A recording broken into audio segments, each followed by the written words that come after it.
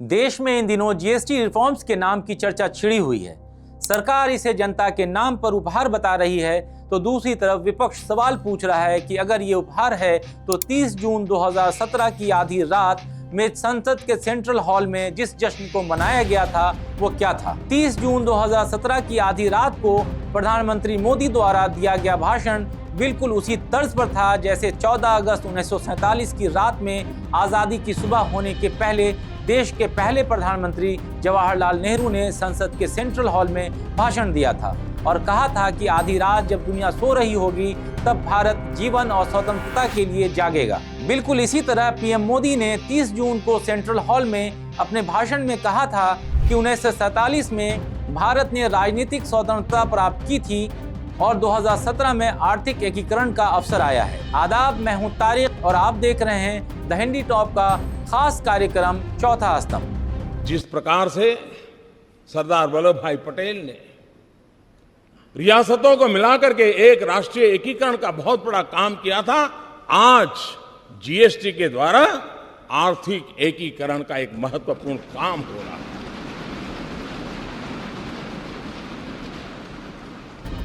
लेकिन अब लगता है कि जैसे 30 जून 2017 को मिली आर्थिक आजादी अधूरी थी या आधी थी, क्योंकि जिन भाषणों के साथ 2017 में सत्ताधारी दल के नेता जीएसटी को जितना फायदेमंद देश, जनता और व्यापारी के लिए बता रहे थे, आज 8 साल बाद जीएसटी के दरों में बदलाव किए जाने या कहें तो जीएसटी की 2 टैक्स स्लैब को खत्म करने को उपहार बता रहे हैं। अब भाजपा में पहले, दूसरे के बाद तीसरे सबसे बड़े चेहरे उत्तर प्रदेश के मुख्यमंत्री योगी आदित्यनाथ 23 सितंबर को गोरखपुर की सड़कों पर सांसद रवि किशन के साथ नारे लगाते हुए नजर आए कि हटी जीएसटी, मिला उपहार, धन्यवाद मोदी सरकार। मतलब आप इस बात को समझिए कि जीएसटी लाने को भी व्यापारियों और देश के आम नागरिकों के लिए वरदान, उपहार और ना जाने क्या क्या नहीं बताया गया। अब कहा जा रहा है कि हटी जीएसटी, मिला उपहार, धन्यवाद मोदी सरकार। हटी जीएसटी, मिला उपहार, धन्यवाद मोदी सरकार। हटी जीएसटी, मिला उपहार, धन्यवाद मोदी सरकार। ये दोनों बातें आपको आपस में एक दूसरे की विरोधाभासी दिखाई देंगी, लेकिन राजा तो राजा होता है। याद है ना, हमने आपको अपने एक शो में एक कहानी सुनाई थी, कहानी स्वर्णिम राज की, कहिए तो फिर सुना देते हैं। एक देश था स्वर्णिम देश, जिसकी प्रजा अपने राज को जान से ज्यादा चाहा करती थी। राजा की मर्जी के बिना उस स्वर्ण राज में कुछ भी नहीं होता था और न ही हो सकता था। लेकिन एक रोटी बनाने वाला व्यापारी राज की इस व्यवस्था से अंदर ही अंदर परेशान होने लगा था, क्योंकि उसकी 5 रुपए की रोटी की जो लागत थी वो बढ़ चुकी थी और वो राजा की मर्जी के बिना उसे बढ़ा नहीं सकता था। डरते डरते कश्मकश में रोटी वाला व्यापारी राजा से रोटी के दाम 10 रुपए करने के लिए पहुंचा, तो राजा ने कहा, जाओ तुम रोटी के दाम 30 रुपए कर दो। व्यापारी घबरा कर बोला कि बादशाह सलामत, मैं तो सिर्फ 10 रुपए करने के लिए बोला था, लेकिन अब राजा तो राजा है, सामने क्या ही कहना। अब स्वर्ण राज में 5 से सीधे 30 रुपए की रोटी के दाम हो जाने पर त्राहिमाम मच गया, तो लोग राजा के पास अपनी शिकायत लेकर पहुंचे। राजा ने प्रजा के सामने गुस्से में कहा, आखिर एक रोटी वाला कैसे इतने दाम बढ़ा सकता है, और राजा रोटी के दाम को आधे करने के लिए आदेश देता है। जनता में खुशी की लहर दौड़ जाती है, राजा की जय जयकार होने लगती है। मंत्री से लेकर संतरी तक लोगों को गली गली घूमकर राजा के दयालुता के किस्से सुनाने लगते हैं। लेकिन असली बात सिर्फ रोटी बेचने वाला जानता था। अब जीएसटी रिफॉर्म्स के मुद्दे पर विपक्ष ने भी सरकार को कटघरे में खड़ा कर दिया है। कांग्रेस के अध्यक्ष मल्लिकार्जुन खड़गे ने पीएम मोदी के संबोधन पर तंज कसते हुए कहा कि 900 चूहे खाकर बिल्ली हज को चली। उन्होंने कहा कि कांग्रेस की सरल जीएसटी की जगह मोदी सरकार ने 9 स्लैब वाला गब्बर सिंह टैक्स लागू किया। अब पिछले 8 साल में 55 लाख करोड़ वसूले। वहीं लोकसभा चुनाव के बाद नेता प्रतिपक्ष राहुल गांधी के पिछले कुछ सालों के भाषणों को जब आप देखेंगे तो आपको नजर आएगा कि राहुल गांधी ने लगातार जीएसटी के रिफॉर्म्स की बात करते हैं और जीएसटी को हमेशा राहुल गांधी ने गब्बर सिंह टैक्स कहकर सियासी तंज किया। सिंपल बात है, जीएसटी को रिफॉर्म करने की जरूरत है। एक जीएसटी 18%। जीएसटी टैक्स की व्यवस्था नहीं है। छोटे दुकानदारों पर, स्मॉल एंड मीडियम बिजनेस वालों पर, किसानों और मजदूरों पर आक्रमण है। अगर मैं बन और क्रीम को मिला देता हूं तो उसकी जीएसटी अलग हो जाती है, और अगर बन और क्रीम को मैं अलग रखता हूं तो जीएसटी अलग रहती है। इतना ही नहीं, 30 जून 2017 को जब देश में जीएसटी लागू किया गया, तब कांग्रेस के ट्विटर अकाउंट से पीएम मोदी के मुख्यमंत्री रहने के दौरान की एक वीडियो को शेयर किया गया, जिसमें नरेंद्र मोदी कहते सुनाई देते हैं कि जीएसटी कभी सफल नहीं होगी। जीएसटी का सवाल है, भारतीय जनता पार्टी का और गुजरात का रवैया प्रारंभ से ही बहुत साफ है। जीएसटी कभी सफल नहीं हो सकता। इस पूरे सियासी मसले में एक बात जो बहुत प्रमुखता से कही जाती है कि हर एक काम देश की भलाई और गरीबों के उत्थान के लिए किया जाता है। जब जीएसटी 2017 में लागू किया गया, तब भी गरीबों की बात कही गई, और आज जब जीएसटी के 2 बड़े स्लैब को खत्म कर दिया गया, तब भी गरीबों की भलाई का ही हवाला दिया जा रहा है। ये जीएसटी काउंसिल केंद्र और राज्य ने मिलकर के उन व्यवस्थाओं को विकसित किया है जिसमें गरीबों के लिए जो पहले उपलब्ध सेवाएं थी, उन सारी सेवाओं को बरकरार रखा है। दल कोई भी हो, सरकार कहीं की भी हो, गरीबों के प्रति संवेदनशीलता इस जीएसटी के साथ जुड़े हुए सब लोगों ने समान रूप से उसकी चिंता की है। उसमें से 99% यानी करीब करीब 100 के निकट 99% चीजें अब 5% टैक्स के दायरे में आ गई है।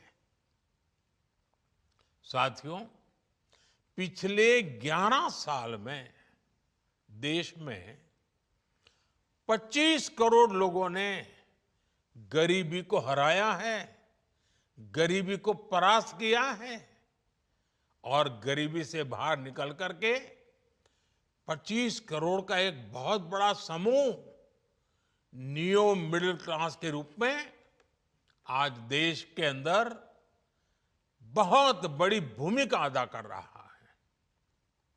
इस नियो मिडिल क्लास की अपनी एस्पिरेशंस हैं, अपने सपने हैं। इस साल सरकार ने 12 लाख रुपए तक की इनकम को टैक्स फ्री करके एक उपहार दिया, और स्वाभाविक है, जब 12 लाख रुपयों का इनकम टैक्स में राहत हो जाए तो मध्यम वर्ग के जीवन में तो कितना बड़ा बदलाव आता है, कितनी सरलता सुविधा हो जाती है। और अब गरीबों की भी बारी है।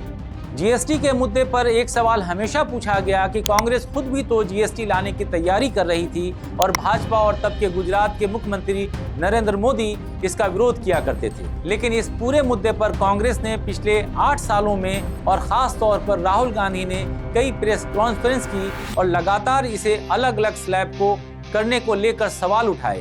अब आपको राहुल गांधी का 6 सितंबर 2020 का भाषण सुनाते हैं, जहां राहुल गांधी ने सरल भाषा में सरकार को आईना दिखाया था। असंगठित अर्थव्यवस्था पर दूसरा बड़ा आक्रमण जीएसटी। जीएसटी यूपीए का आइडिया था। एक टैक्स, कम से कम टैक्स, साधारण सरल टैक्स। एनडीए का जीएसटी बिल्कुल अलग है। 4 अलग अलग टैक्स, 28% तक टैक्स, और बड़ा कॉम्प्लिकेटेड, समझने को बहुत मुश्किल टैक्स। जो स्मॉल एंड मीडियम बिजनेसेस हैं वो इस टैक्स को भर ही नहीं सकते, और जो बड़ी कंपनियां इसको आसानी से भर सकती हैं वो 5, 10, 15 अकाउंटेंट्स लगा सकते हैं। ये 4 अलग अलग रेट क्यों हैं? ये 4 अलग अलग रेट इसलिए हैं क्योंकि सरकार चाहती है कि जिसकी पहुंच हो वो जीएसटी को आसानी से बदल पाए, और जिसकी पहुंच ना हो वो जीएसटी के बारे में कुछ ना कर पाए। पहुंच किसकी है?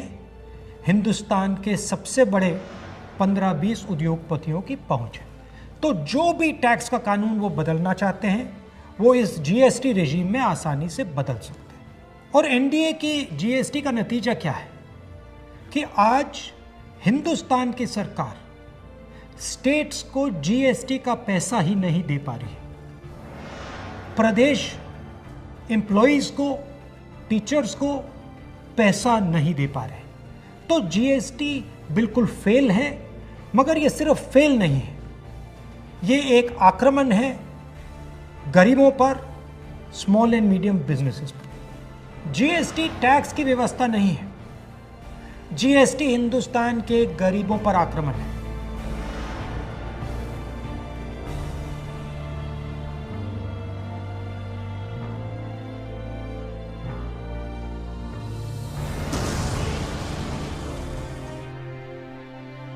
छोटे दुकानदारों पर, स्मॉल एंड मीडियम बिजनेस वालों पर, किसानों और मजदूरों पर आक्रमण है। हमें इस आक्रमण को पहचानना पड़ेगा और मिलकर एक साथ इसके खिलाफ हम सबको खड़ा होना पड़ेगा। फिलहाल प्रेमचंद्र के नॉवेल ईदगाह का हामिद जो अपनी दादी के लिए मेले से चिमटा खरीदता है, जिससे कि चूल्हे पर रोटियां बनाते हुए उसकी दादी की उंगलियां न जलें, जबकि वो ईद पर मिली ईदी से मिठाई और खिलौने खरीद सकता था, उस हामिद को जीएसटी रिफॉर्म का कितना फ़ायदा मिल पाएगा, या यूं कहें कि चल रहे नवरात्र में या आने वाली दिवाली में लोगों को इस जीएसटी रिफॉर्म का कितना फ़ायदा मिल पाएगा, ये देखने वाली बात होगी। आपका जीएसटी और इसके रिफॉर्म्स को लेकर क्या कहना है, हमें कमेंट बॉक्स में ज़रूर बताइएगा। आपने अगर अब तक हमारा चैनल यानी द हिंदी टॉप को सब्सक्राइब नहीं किया है तो आप इसे हमारे यूट्यूब चैनल, फेसबुक और इंस्टाग्राम पर फॉलो करना ना भूलें।